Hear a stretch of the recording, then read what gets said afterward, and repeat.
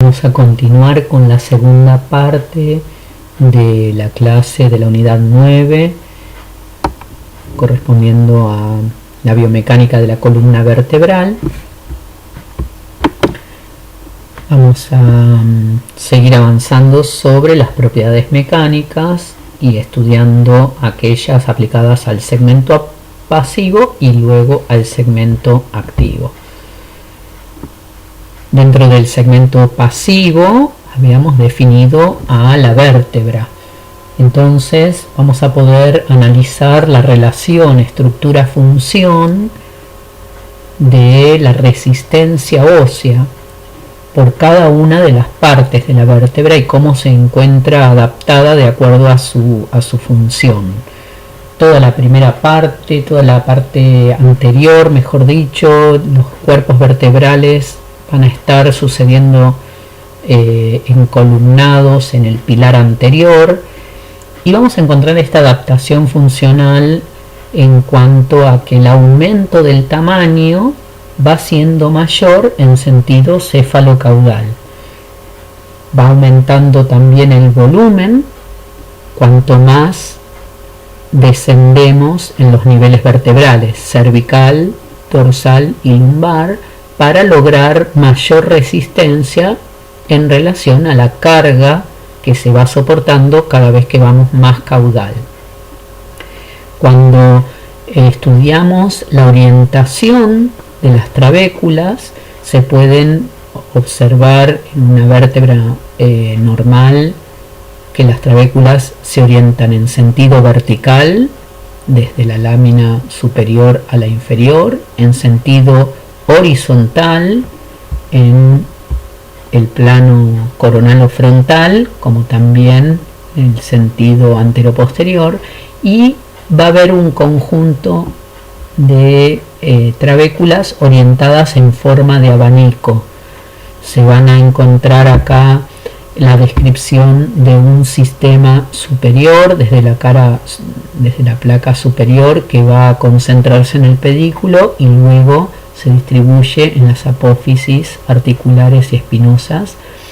Un sistema de abanico inferior que nace desde la placa o de la lámina terminal inferior, también se concentra en el pedículo y se distribuye sobre las carillas, las superficies articulares inferiores y las apófisis espinosas. Cuando observamos el entrecruzamiento de estos dos sistemas de abanico, vamos a encontrar que se produce un espacio de mayor refuerzo cada vez que las trabéculas se entrecruzan a 90 grados, pero dejan un espacio de mayor debilidad en el sector anterior del cuerpo vertebral. Con base anterior, este triángulo va a ser susceptible de fracturas del tipo aplastamiento o burst.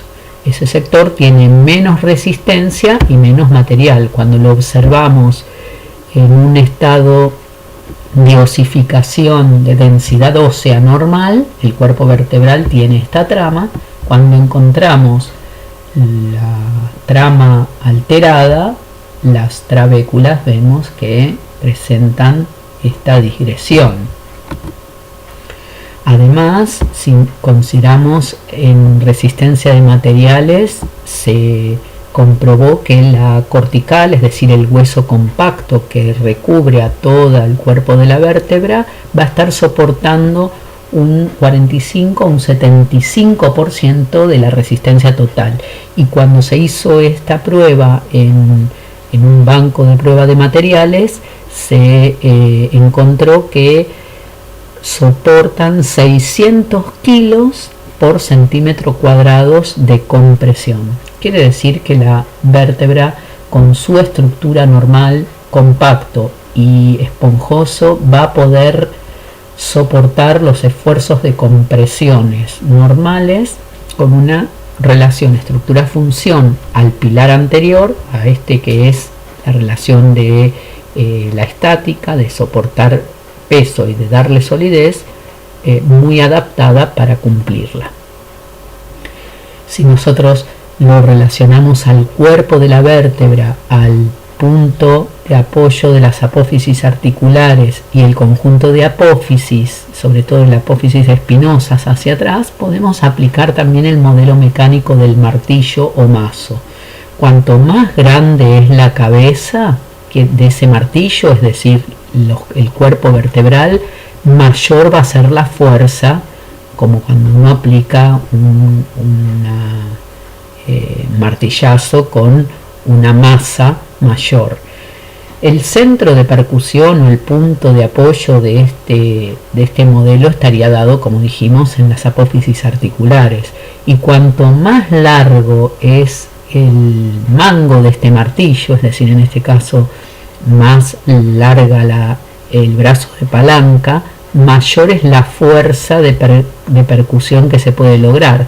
En cambio, cuanto más corto es el mango, en vez de ganar en fuerza, se gana en precisión. Y es así que podemos comparar las pequeñas masas de los cuerpos vertebrales cervicales y de poca longitud, la espinosa, con movimientos de mayor precisión en la región cervical, y a nivel dorsal con la espinosa más pronunciada, descendente, y el cuerpo vertebral mayor con mayor amplitud del movimiento, mayor fuerza.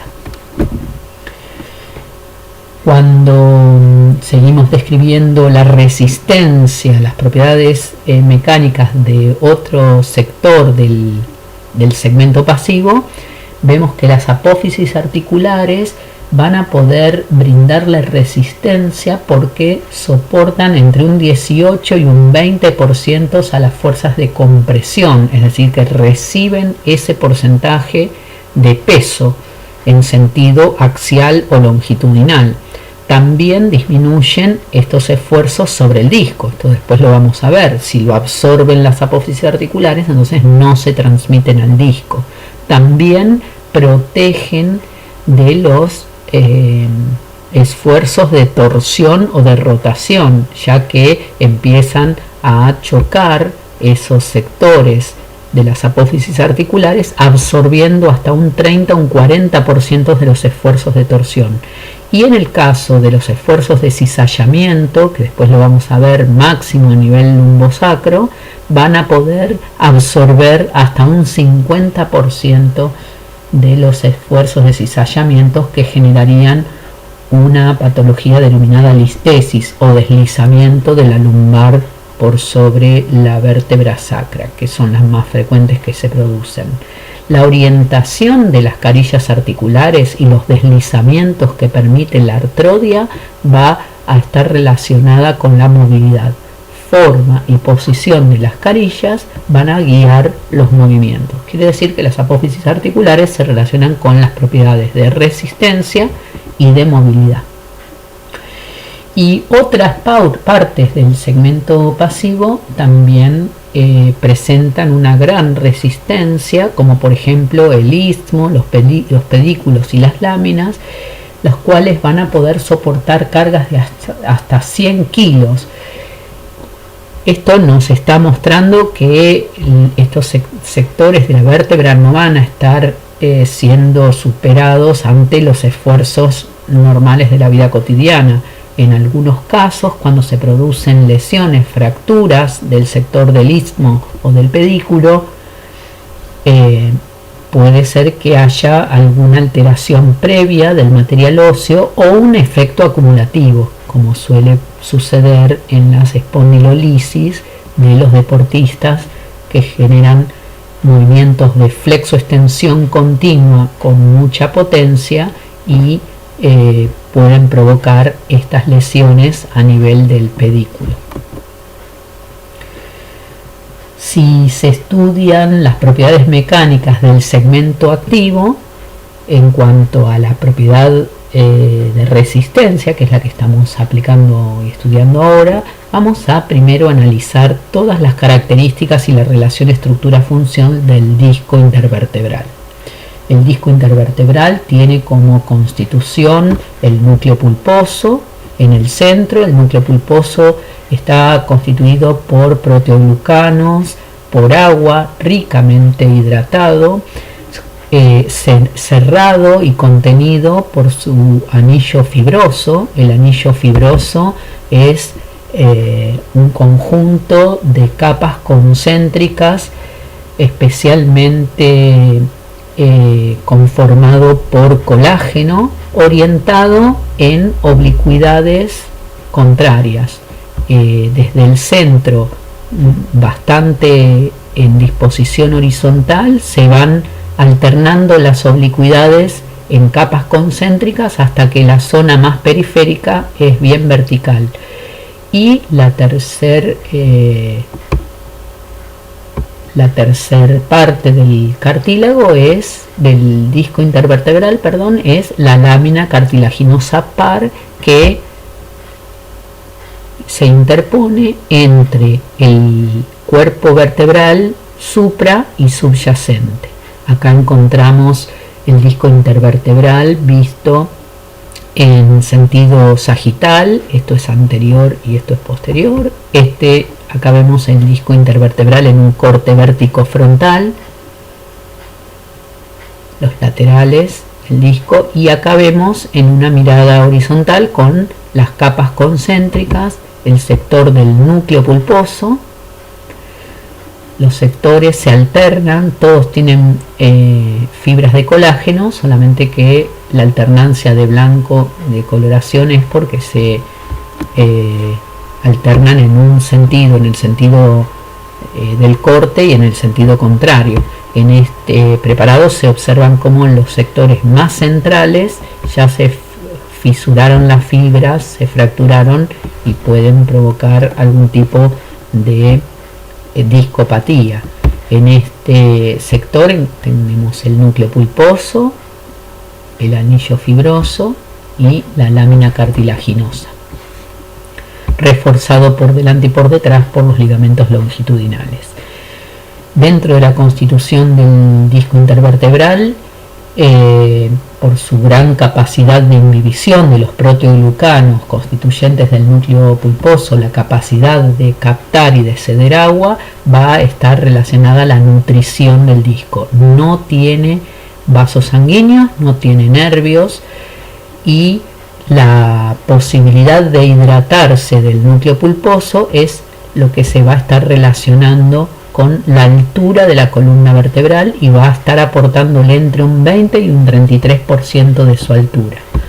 Gracias a los esfuerzos de compresión y descompresión, el núcleo pulposo puede captar y ceder agua con la propiedad higroscópica de los proteoglucanos.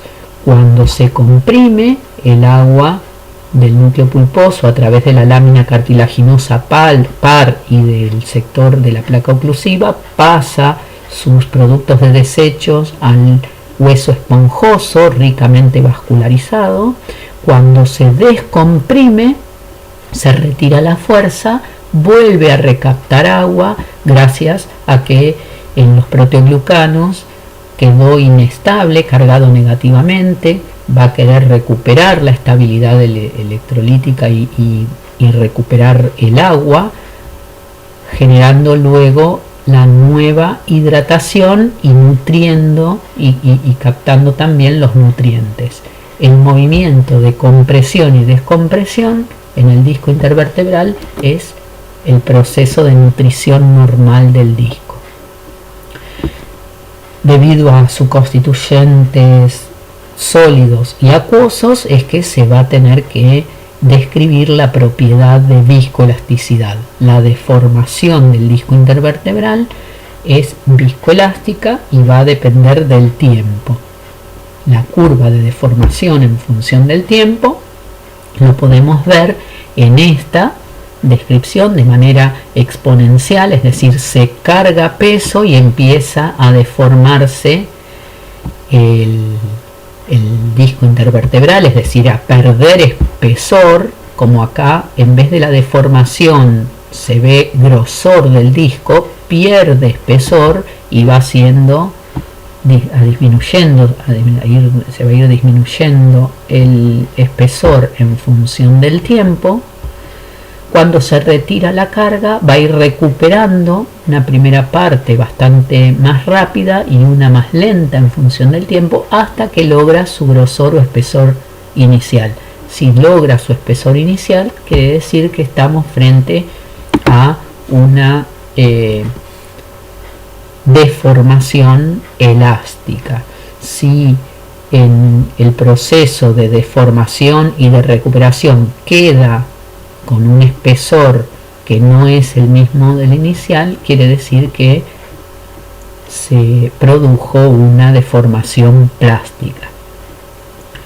También, dentro de las posibilidades de análisis de la viscoelasticidad, tenemos que ver cómo responde a la velocidad de aplicación de la carga. Si se aplica a velocidad, va a empezar a generar una curva sinusoidal a esa compresión que se va a ir amortiguando en el tiempo.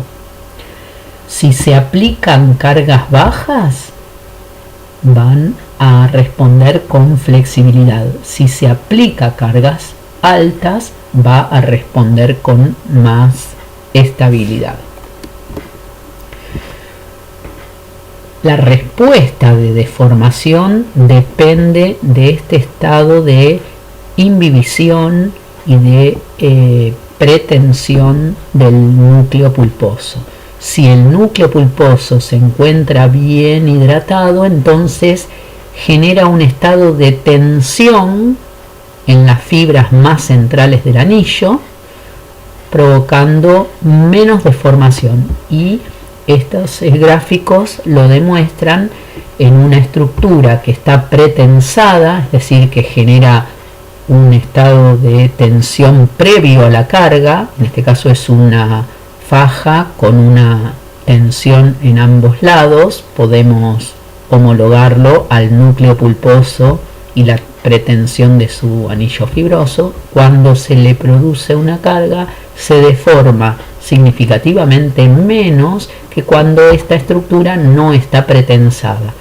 Aplicado al disco, si el núcleo pulposo no se encuentra en buen estado de hidratación, entonces las fibras del anillo no se encuentran pretensadas y ante un esfuerzo de compresión la disminución del grosor o el aplastamiento es mayor. Importante entonces este estado de pretensión del núcleo. Ya lo habíamos estudiado como principio de biomecánica. También en estos efectos de compresiones perpendiculares al plano de estudio es que vamos a aplicar el efecto Poisson.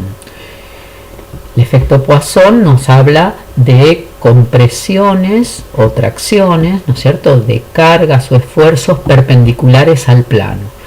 Significa que en un disco normal, con relaciones en las superficies articulares normales, cada vez que se produce una carga perpendicular al plano de estudio, se comprime, es decir, disminuye su espesor, pero se ensancha. Y cuando se retira la carga, vuelve a recuperar su espesor y su grosor y su ensanchamiento. Cuando aparece alguna lesión del estado de pretensión del núcleo o rupturas de las fibras, la misma carga que se produjo en estado de pretensión ya no va a provocar la misma deformación. Por el contrario, va a deformar más y va a generar mayor esfuerzo también transversal.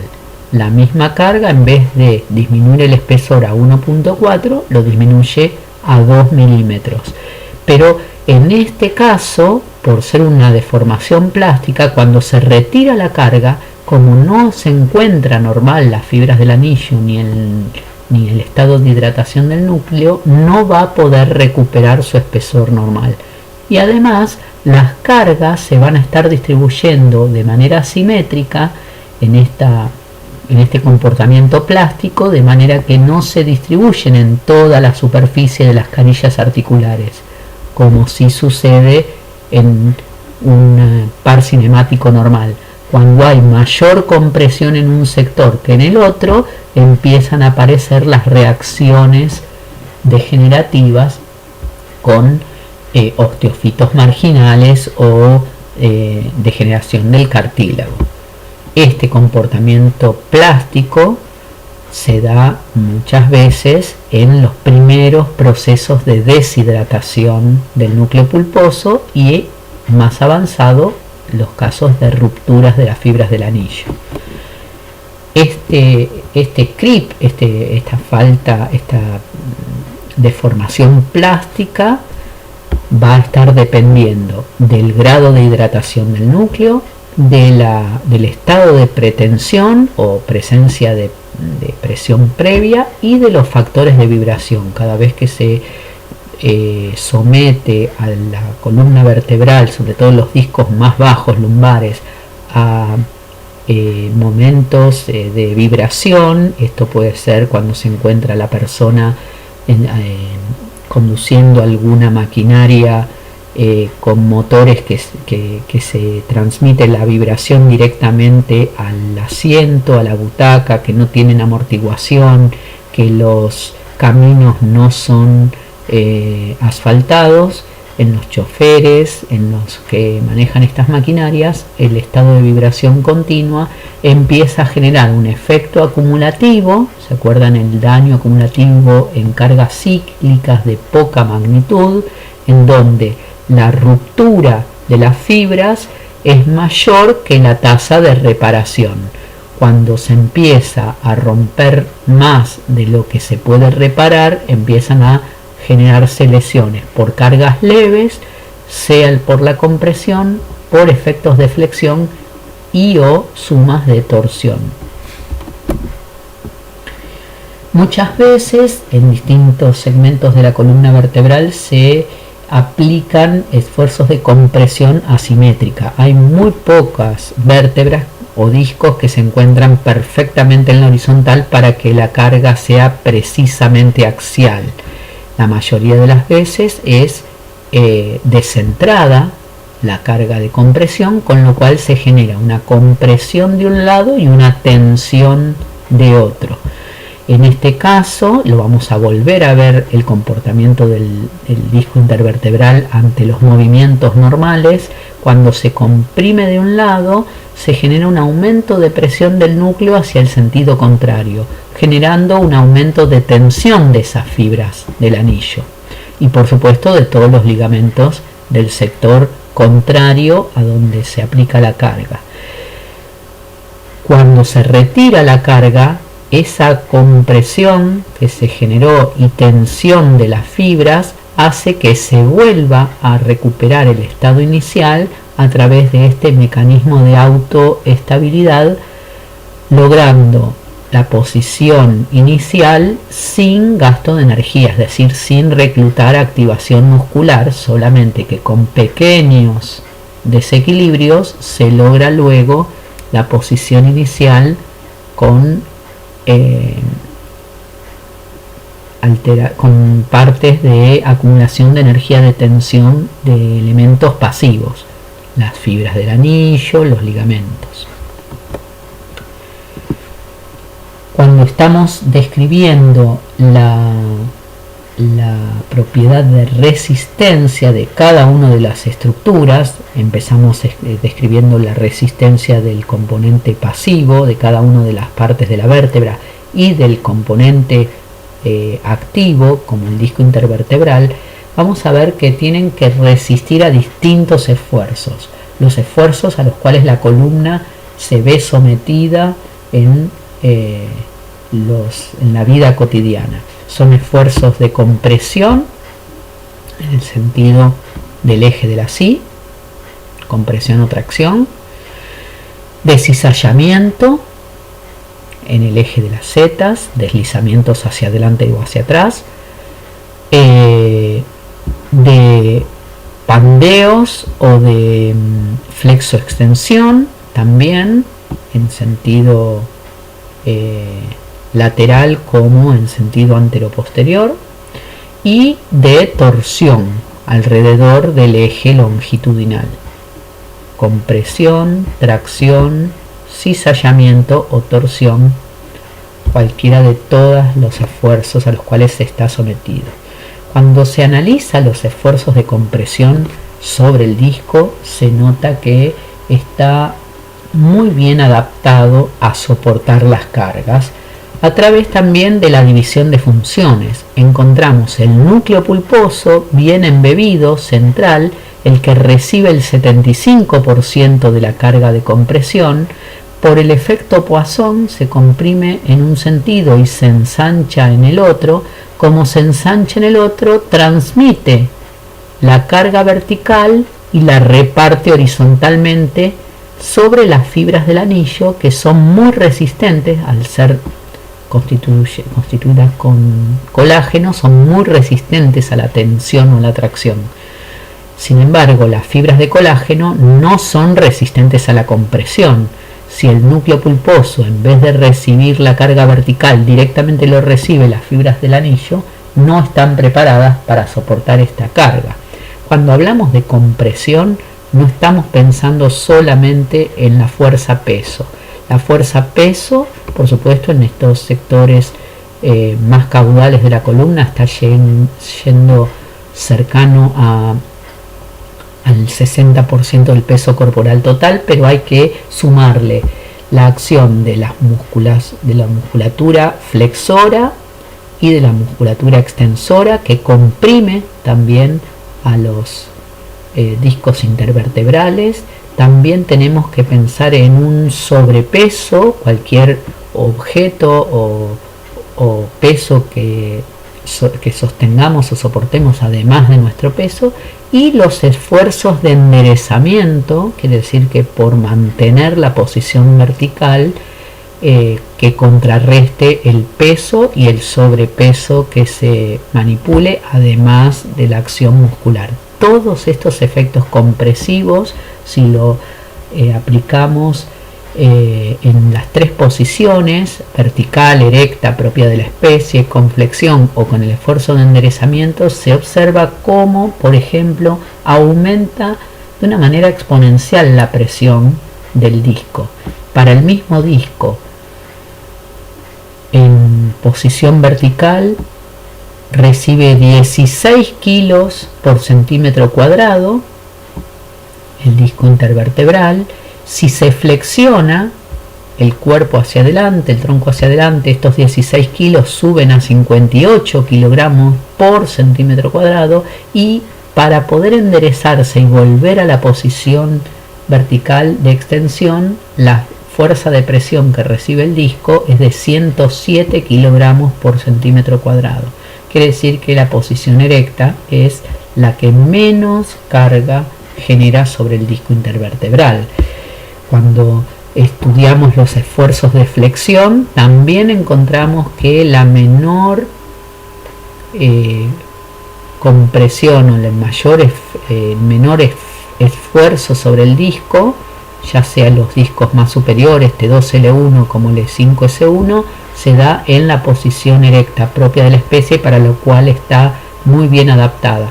Si se flexiona, los discos empiezan a recibir mayor compresión en sentido céfalo-caudal. Acá se está observando desde el primer disco T2L1 y recibe máxima presión el L5S1. En cambio, cuando se producen esfuerzos o movimientos de extensión, el disco que más sufre es el de T12L1. Si nosotros estamos con discos normales, va a poder recuperar la posición inicial, pero cuando se encuentra un disco con un estado de deshidratación o en un proceso degenerativo, ya la deformación en función del tiempo no va a ser normal. Acá vamos a ver que en un disco grado 0, es decir, normal, tanto L1, L2 como L2, L3, a los 10 minutos de generada la compresión se deformó 0,5, a los 20 minutos más o menos 10 milímetros o 0,10 centímetros. Pero si nosotros observamos el mismo disco L1, L2 con un grado 3 de proceso degenerativo, en el mismo tiempo se deformó 15 milímetros, lo que en 10 minutos se deformó 5, cuando está degenerado se deforma mucho más. Y esto además lleva a que cuando se retira la carga no recupera la posición o la deformación inicial. Con respecto a los esfuerzos de compresión, se hicieron experiencias desde hace muchos años, desde los años 1980, 90, a través de un conjunto de estadísticas que llevó adelante Nachemson en una industria automotriz, y logró comparar la presión que se generan sobre los discos lumbares. En este caso está graficándose el tercer disco lumbar en las distintas posturas de las personas. Siempre lo relacionó con la posición propia de la especie, la vertical, en donde se lograba menor compresión sobre el disco cuando se encontraba la persona en decúbito dorsal o en decúbito lateral, pero se producían esfuerzos mayores sobre el disco.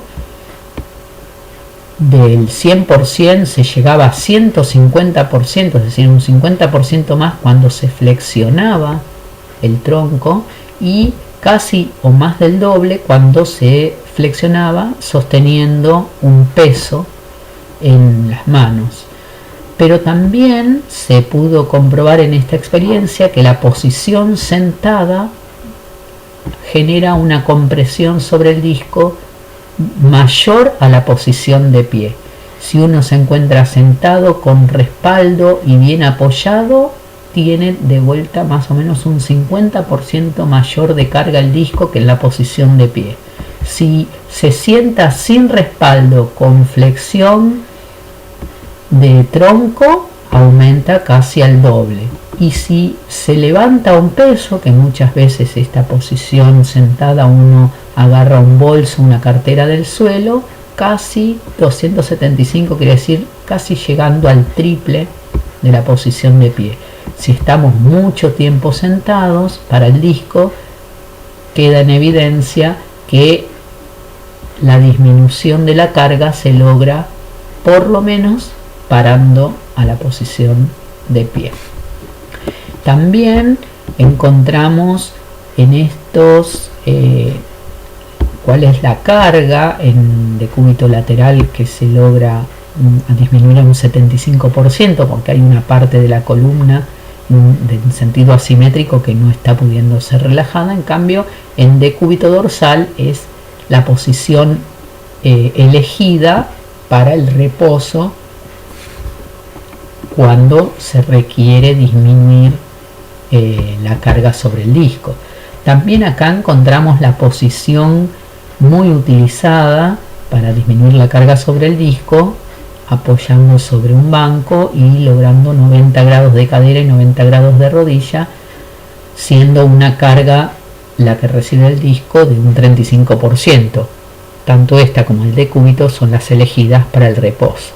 Pero podemos observar también acá que muchas veces en los problemas de discos se da para realizar abdominales, porque se requiere fuerza abdominal para estabilizar y proteger la región de la columna lumbar. Fíjense que abdominales, los más clásicos utilizados de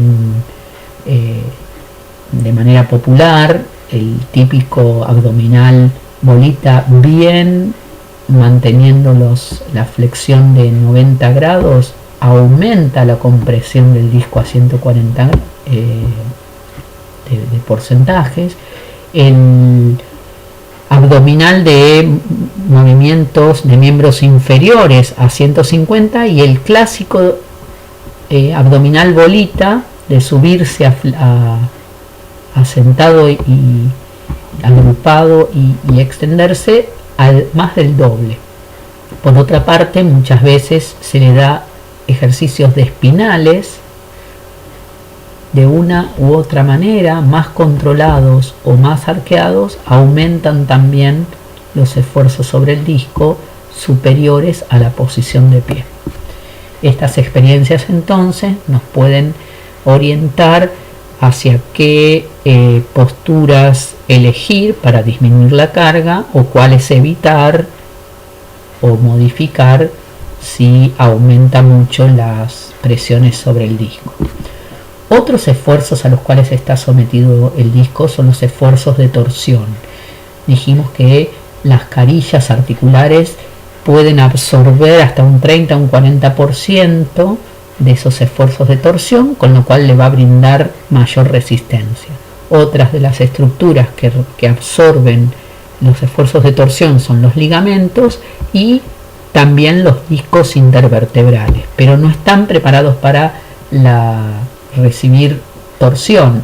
Un disco sano tiene una resistencia de 44, las carillas articulares dijimos de 18 a 20 y los ligamentos aportan un 10% de resistencia. Pero cuando se encuentran los componentes dentro de procesos degenerativos, se pierde resistencia.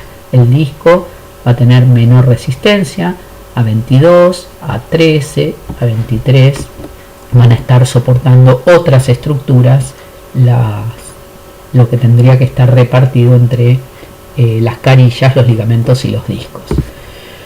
Con respecto a los esfuerzos de cizallamiento, esfuerzos paralelos al plano de estudio, vamos a encontrar que a nivel L5S1 estos esfuerzos de cizallamiento son máximos debido a la oblicuidad de la cara superior del sacro. Lo habíamos hablado como sacro límite 45 y ángulo sacro normal de 30 a 41.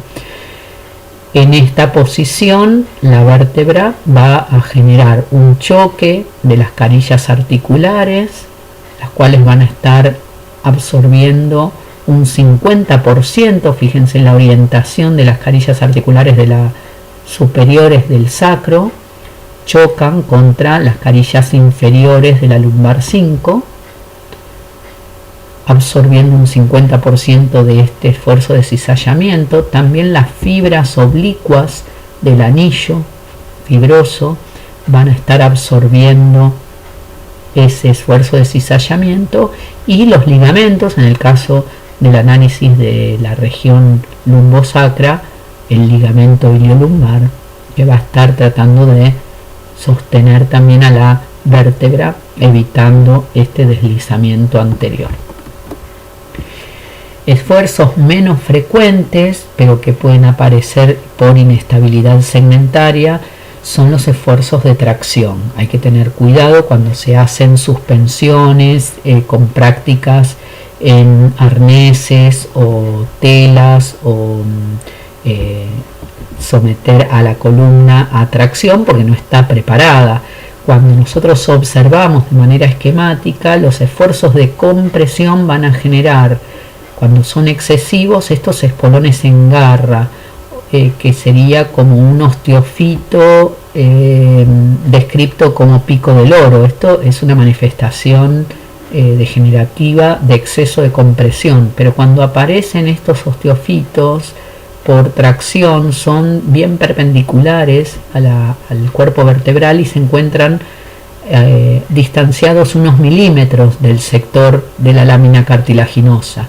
Lo podemos encontrar, más allá que no es de buena calidad la imagen, en estos sectores, estos osteofitos que están mostrando una inestabilidad segmentaria y un esfuerzo de tracción.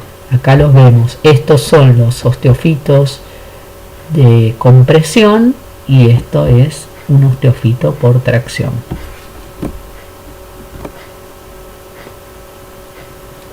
Para poder disminuir todas estas cargas y esfuerzos sobre el disco, encontramos 4 mecanismos o 4 factores que van a estar colaborando.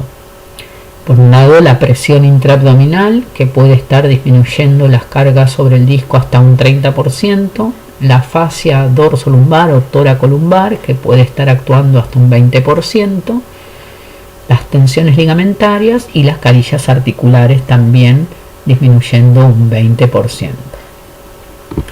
La presión intraabdominal se va a describir como una acción de activación de la musculatura abdominal, cerrando la cavidad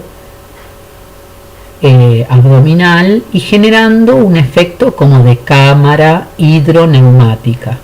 Las estructuras del sistema digestivo con gran componente acuoso y el componente a nivel torácico de las presiones pulmonares a nivel neumáticos van a producir a lo largo de todo ese sector anterior a la columna una gran cámara hidroneumática. La compresión del diafragma cuando se produce la inspiración aumenta estas presiones intraabdominales y el sostén o el cierre de esta cámara a través del músculo más profundo de los abdominales, es decir, el transverso del abdomen, como una gran cincha, va a mantener estas presiones intraabdominales para disminuir los esfuerzos sobre el disco. En este caso, si se produce una inspiración, se aumenta la presión intratorácica, disminuye o desciende el diafragma, aumenta la presión intraabdominal, se cierra la glotis, se contraen los abdominales y aumenta también la presión a nivel del periné.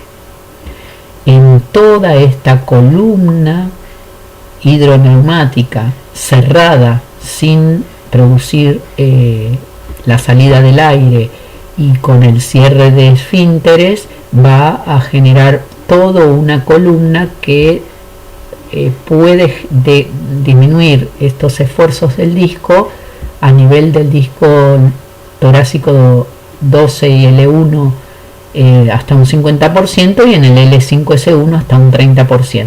Pero esta maniobra de apnea inspiratoria, es decir, se toma aire, aumenta presiones intratorácicas, aumentan presiones intraabdominales, no se mantiene cerrada la glotis, puede estar provocando efectos colaterales. Esta maniobra se denomina esfuerzo de Valsalva. Puede generar efectos colaterales no deseados, como por ejemplo el aumento de la presión sobre los músculos del periné, el aumento de la presión del sistema venoso cefálico, la disminución del retorno venoso al corazón, la disminución de la perfusión alveolar, el aumento de la resistencia de la circulación menor a nivel pulmonar, derivación del flujo sanguíneo hacia los plexos perirraquídeos y un aumento de la presión del líquido cefalorraquídeo. Esto hace que no sea deseable el esfuerzo de Valsalva como mecanismo para disminuir los esfuerzos. Lo que se puede producir es un aumento de presión intraabdominal sin aumentar la presión intratorácica, es decir, tomar aire, soltarlo y cuando se produce la exhalación contraer el abdominal para generar esa cámara delante de la columna y disminuir el esfuerzo. Otro de los factores es la tensión de la fascia toracolumbar.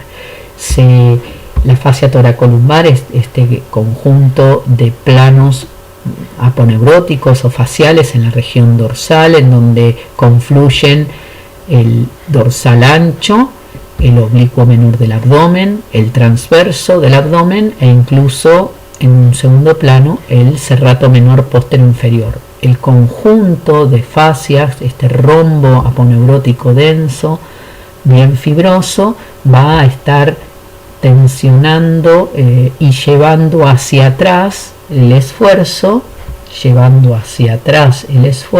disminuyendo entonces la carga sobre el disco. En este caso, estas fascias del dorsal ancho, oblicuo menor, transverso del abdomen, va a estar cerrando el canal paravertebral, es decir, va a generar un efecto compartimental de los espinales los músculos espinales cuando se contraen van a generar un efecto Poisson, es decir, que se comprimen en un sentido, se acortan en un sentido, se ensanchan en el sentido transversal, transmitiendo todas las fuerzas en distintas direcciones, contenida con la fascia toracolumbar. Acá tendríamos el efecto compartimental de una mitad y de otra mitad del sector espinal. La flexibilidad, la elasticidad de esta estructura va a hacer que el funcionamiento como factor que disminuye los esfuerzos sobre el disco sea eficiente.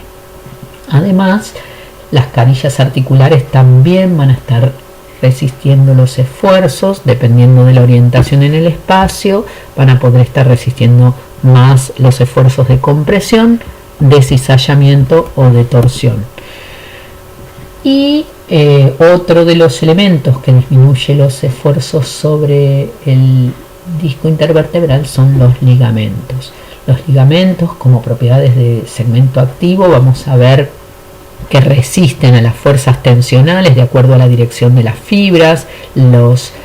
Salvo los ligamentos amarillos, los otros ligamentos de la columna son ricos en colágenos y tienen distintas orientaciones en el espacio, van a estar fijando las actitudes posturales, disminuyendo el gasto muscular, van a poder brindar estabilidad y al tensarse en determinados movimientos también las van a restringir.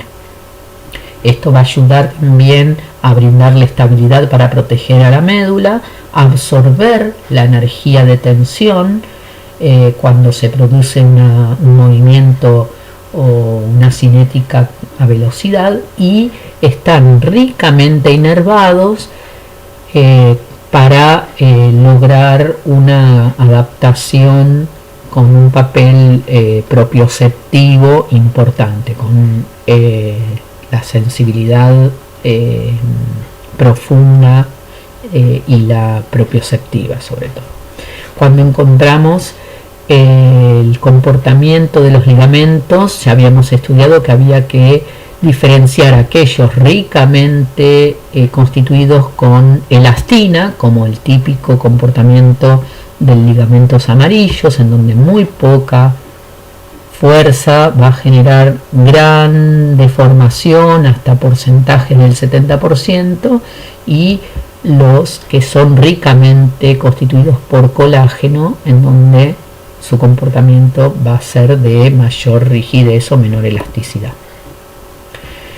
Con respecto a la propiedad de estabilidad de la columna, vamos a recordar las definiciones que ya estuvimos estudiando en el primer módulo, en donde la estabilidad va a relacionarse con la congruencia para mantener esa posición, cualquiera sea las fuerzas que estén atravesando la región, manteniendo la función normal. Desde el punto de vista anatómico va a ser la posibilidad de autobloquearse con sus elementos intrínsecos, y desde el punto de vista biomecánico la capacidad de soportar esas cargas fisiológicas sin que se altere la alineación normal. Pero van a estar actuando tanto las estructuras articulares como periarticulares con gasto de energía y con activación muscular si fuera el caso. Con lo cual podemos describir factores de la estabilidad. Hay factores intrínsecos a la columna, como la presión intradiscal, las articulaciones, las cápsulas y los ligamentos propios de la columna, que ya los describimos, y factores extrínsecos como la musculatura, es decir, cuando se activa determinados músculos y brindan estabilidad, la presión intraabdominal, la fascia dorsolumbar y el reflejo fibroneuromuscular, que sobre todo la presión intraabdominal y la fascia dorsolumbar fueron descritas también como factores que disminuyen los esfuerzos sobre el disco. Entonces también los podemos describir acá para mantener la estabilidad de la columna. Hay diferentes criterios para estudiar la estabilidad. Uno de ellos lo describe Denis hablando de las tres columnas en sentido antero-posterior. Las tres columnas de Denis son anterior, media y posterior, haciendo una división desde el núcleo pulposo hacia adelante, es la columna anterior. La estructura más significativa que le está dando estabilidad es el ligamento vertebral común anterior o ligamento longitudinal, y la patología más frecuente que afecta a esta columna es el sector de debilidad de la parte anterior del cuerpo vertebral con las fracturas por aplastamiento o burst. La columna media, que va desde el núcleo pulposo hasta los agujeros de conjunción, tiene como estructura de estabilidad el ligamento vertebral común posterior, y la patología que más afecta a esta columna es las rupturas del anillo en su sector posterior y las discopatías con distintos grados de hernia hacia el sector posterior o posterolateral. La columna posterior, desde los agujeros de conjunción hacia atrás, la estructura que va a estar brindando la estabilidad es el ligamento supraespinoso, y la patología que más afecta a esta columna es los efectos degenerativos o los desgastes del cartílago de las articulaciones interapofisarias. Cuando vemos este esquema de las columnas de Denis, tenemos que pensar en un peso bien anterior, en el punto de apoyo en las apófisis articulares y en las reacciones ligamentarias y musculares posteriores que van a querer equilibrar estas columnas. Otro criterio diferente para analizar la estabilidad, sobre todo a nivel dorsal, es el criterio del triple apoyo vertebral, con una columna anterior y dos columnas posteriores, considerando la sucesión de las carillas articulares de un lado y del otro. Si uno considera este triple apoyo, va a poder analizar los diferentes criterios y la conducta terapéutica a seguir según cuántas columnas se lesionen. Según este criterio, si se lesiona una columna sola, cualquiera de las tres, la activación muscular va a poder mantener la estabilidad. Si se lesionan dos de las tres columnas, va a tener que requerirse una ortesis de contención y de estabilidad, porque la musculatura no va a ser suficiente para mantenerla. Y si se lesionan las tres columnas, el criterio quirúrgico va a ser el que logre con instrumentación mantener la estabilidad de las estructuras.